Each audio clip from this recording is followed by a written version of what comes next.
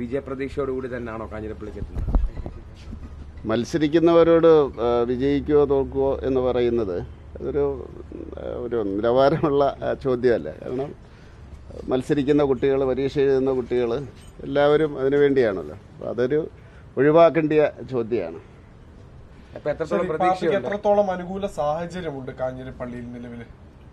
അവിടെ BJPയെ സംബന്ധിച്ചിടത്തോളം വളരെ ശക്തമായിട്ടുള്ള അടിത്തറയുള്ള ഒരു മണ്ഡലമാണ്. നിരന്തരമായിട്ടുള്ള പ്രവർത്തനത്തിലൂടെ അവിടെ പാർട്ടി വളർന്നുകൊണ്ടിരിക്കുകയാണ്. ഇപ്പോഴ് നരേന്ദ്രമോദിയുടെ വികസന പ്രവർത്തനങ്ങൾ അവിടുത്തെ ജനങ്ങൾ അംഗീകരിക്കുന്നുണ്ട്. പിന്നെ എന്നെ സംബന്ധിച്ചിടത്തോളം ഇതൊരു മിഷനാണ്. ഞാൻ വളരെ ചെറുപ്പം മുതൽ ഒരു മിഷനായിട്ട് ഏറ്റെടുത്തിരിക്കുന്ന ഒരു കാര്യമാണ്. അപ്പോൾ അതുകൊണ്ട് ഏത് വിധേനയും ഈ വികസന മന്ത്രം അല്ലെങ്കിൽ ഭാരതത്തിൻ്റെ വികസനത്തോടൊപ്പം തന്നെ കേരളത്തിൻ്റെ വികസനം എന്നുള്ള കാര്യം അത് ഏറ്റെടുത്തിരിക്കുകയാണ്. അതിനുവേണ്ടി അവസാന നിമിഷം വരെയും ഞാൻ പൊരുതും.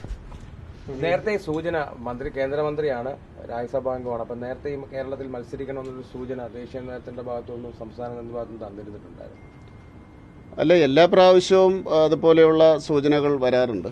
ഇതിൻ്റെ ഫൈനൽ റൗണ്ടിലാണ് പ്രഖ്യാപിക്കുന്നത്. അപ്പോൾ എന്നൊക്കെ പാർട്ടി പറഞ്ഞിട്ടുണ്ടോ അന്നൊക്കെ ഞാൻ, അതായത് പൂർണ്ണമായിട്ടും ഫൈനലായിട്ട് തീരുമാനിക്കുന്ന അവസരത്തിൽ ഞാൻ മത്സരിച്ചിട്ടുണ്ട്. കാരണം ഞാൻ പറഞ്ഞല്ലോ, ഇത് എന്നെ സംബന്ധിച്ചിടത്തോളം ഒരു മിഷനാണ്. ചെറുപ്പകാലം 14-ാമത്തെ വയസ്സിൽ തുടങ്ങിയ ആശയപരമായിട്ടുള്ള ഒരു മിഷനാണ്. അത് ഞാൻ സ്വയം ഏറ്റെടുത്തതാണ്, അല്ലാതെ ആരെങ്കിലും എന്നെ സമീപിച്ചിട്ടില്ല. ഞാൻ സ്വയം തീരുമാനിച്ച കാര്യമാണ്.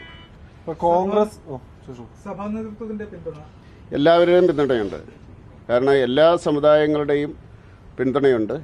അവരുടെ പിന്തുണ തേടിക്കൊണ്ടാണ് എല്ലാവരുടെയും സഹായം അഭ്യർത്ഥിക്കും. ആ മണ്ഡലത്തിലെ മുഴുവൻ ജനങ്ങളോടും വോട്ട് അഭ്യർത്ഥിക്കും, ജയിപ്പിക്കണമെന്ന് അവരോട് അഭ്യർത്ഥിക്കും. ന്യൂനപക്ഷ മോർച്ച ഒരു എതിർപ്പ് അറിയിച്ചിട്ടുണ്ട്.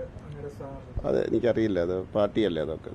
മന്ത്രി എന്ന രീതിയിലാണ് ഇവിടെ ഇറങ്ങുന്നത്. അതെ, തീർച്ചയായിട്ടും പ്രതീക്ഷകളാണ് മന്ത്രി എന്ന നിലയിൽ വെക്കാനുള്ളത്. അല്ല, സ്ഥാനാർത്ഥിയല്ലേ. സ്ഥാനാർത്ഥിയായി കഴിഞ്ഞാൽ പിന്നെ മന്ത്രി എന്നുള്ളതിന് വലിയ പ്രസക്തിയില്ല. സ്ഥാനാർത്ഥിയായിട്ടാണ് ഇറങ്ങുന്നത്. പക്ഷേ സത്യപ്രതിജ്ഞ ചെയ്ത മന്ത്രിയാണ്. അപ്പോൾ അതുകൊണ്ട് ഓരോ വാക്കുകളിലും അതിൻ്റേതായിട്ടുള്ള ശ്രദ്ധയുണ്ടാകും. ഓരോ ആൻസറും അതേ രീതിയിൽ എനിക്ക് പറയാൻ സാധിക്കുള്ളൂ. ഇപ്പോൾ കോൺഗ്രസിലും അതോടൊപ്പം തന്നെ ഇടതുപാളയത്തിലും എല്ലാം വിവിധ സ്വരങ്ങളൊക്കെ ഉയരുന്നുണ്ട്. BJPക്ക് എത്രത്തോളം അത് ഗുണം ചെയ്യുമെന്ന് കരുതുന്നുണ്ട് വോട്ടുകൾ? അതല്ല, മറ്റ് രാഷ്ട്രീയ പ്രസ്ഥാനങ്ങളിലുള്ള ആഭ്യന്തര പ്രശ്നങ്ങളുടെ പേരിൽ ഒരു പാർട്ടി അങ്ങനെയല്ലല്ലോ പ്രവർത്തിക്കുന്നത്. ആശയപരമായിട്ടല്ലേ പ്രവർത്തിക്കുന്നത്. മറ്റ് രാഷ്ട്രീയ പ്രസ്ഥാനങ്ങളിലുള്ള ആഭ്യന്തര പ്രശ്നം അവരുടെ പ്രശ്നമാണ്.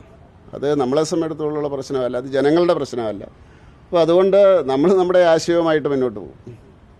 സർക്കാരിനെതിരായ ഒരു വികാരം, അതായത് കേരള സർക്കാരിനെതിരായ ഒരു വികാരമാണ് നിയമസഭയിൽ പ്രതിഫലിക്കുക, തെരഞ്ഞെടുപ്പിൽ പ്രതിഫലിക്കുക എന്നാണല്ലോ പറയാം. സംസ്ഥാന സർക്കാരിനെതിരായിട്ടുള്ള ഒരു വികാരം, അത് കേന്ദ്ര സർക്കാരിന്റെ പ്രവർത്തനങ്ങൾ ചർച്ച ചെയ്യപ്പെടുമെന്ന് കരുതുന്നുണ്ടോ? ഇത് ഇന്ത്യ അലയൻസിനെതിരായിട്ടുള്ള ഒരു വികാരമാണ് കേരളത്തിലുള്ളത്. അപ്പോൾ അതുകൊണ്ടാണല്ലോ സാഹിത്യകാരന്മാരൊക്കെ പറയുകയുണ്ടായി, ഒരേ മുന്നണിയിലെ തന്നെ ഒരു കൂട്ടർ ഇപ്പോൾ സ്ഥിരം അധികാരത്തിൽ ഇരിക്കുന്നു, അല്ലെങ്കിൽ മുഖ്യമന്ത്രിയാവുന്നു, അത് മാറണം, മറ്റേ കക്ഷികൾക്ക് കൊടുക്കണം എന്ന് പറയുന്നതിൻ്റെ അർത്ഥം ഇതൊരു മുന്നണിയാണ് എന്നുള്ളതുകൊണ്ടാണ്. കാരണം ജനങ്ങളുടെ മുമ്പിൽ ഈ ഇന്ത്യ അലയൻസ് എന്നുള്ള ഒരു ആശയമാണ്. അവർ BJPയെ എതിർക്കുക, അവരുടെ ഒറ്റ ആശയമുള്ള ഇന്ത്യ അലയൻസിൻ്റെ, അത് BJPയെ എതിർക്കുക എന്നുള്ള ആശയമാണ്. അപ്പോൾ ഇന്ത്യ അലയൻസിന് എതിരായിട്ടുള്ള ഒരു ജനവിധിയായിരിക്കും കേരളത്തിലുണ്ടാകാൻ പോകുന്നത്. കേരളത്തിൽ അങ്ങനെ മുന്നണി പ്രവർത്തിക്കുന്നുണ്ടെന്നാണോ കരുതുന്നത്? തീർച്ചയായിട്ടും. നിങ്ങൾ നോക്കൂ, രാഹുൽ ഗാന്ധി പറയുന്നതിനനുസരിച്ചല്ലേ ഈ കക്ഷികളെല്ലാം പ്രവർത്തിക്കുന്നത്. കേരളത്തിലെ എല്ലാ രാഷ്ട്രീയ കക്ഷികളും അതിൻ്റെ ജനപ്രതിനിധികൾ, MP-മാർ രാഹുൽ ഗാന്ധി ഞങ്ങൾ വാക്കൗട്ട് ചെയ്യുന്നു എന്ന് പറയുന്ന അവസരത്തിൽ ഇറങ്ങിപ്പോകും. നിങ്ങൾ കണ്ടിട്ടില്ലേ? ലോക്സഭയിൽ നിന്നും രാജ്യസഭയിൽ നിന്നും അവർ ഇറങ്ങിപ്പോകുന്നുണ്ട്. അതുപോലെ തന്നെ മുഖ്യമന്ത്രി പറയുന്ന BJP വിരുദ്ധമായിട്ടുള്ള എല്ലാ കാര്യങ്ങളും അവിടുത്തെ എല്ലാ കക്ഷികളും അംഗീകരിക്കുന്നുണ്ട് കേരളത്തിലെ. അപ്പോൾ കേരളത്തിലെ അവരുടെ നേതാവ് മുഖ്യമന്ത്രിയാണ്.